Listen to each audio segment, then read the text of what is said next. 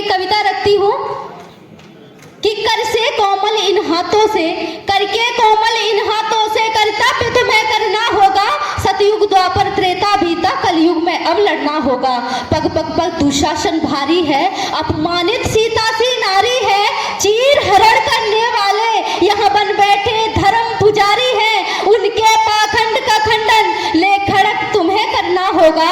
सतयुग द्वापर त्रेता बीता, कलयुग में अब लड़ना होगा।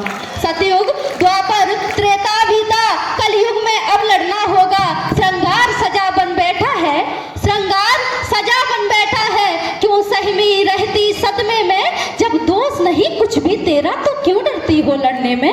अबलावन अश्व बहाने से, अबलावन अश्व बहाने से क्या असुरों का नाश कर पाओगी।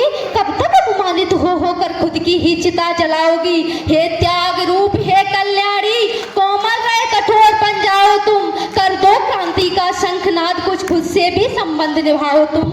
क्या अपराधियों से जोड़ बैठी संबंधों का गहरा नाता, पुत्र पति का नेह त्याग कहलाओ केवल जीवन दाता। जो इच्छा शक्ति जाग गई तो इज्जत से रह पाओगी, करके कोमल इन हाथों से जब तुम भी कलम चलाओगी।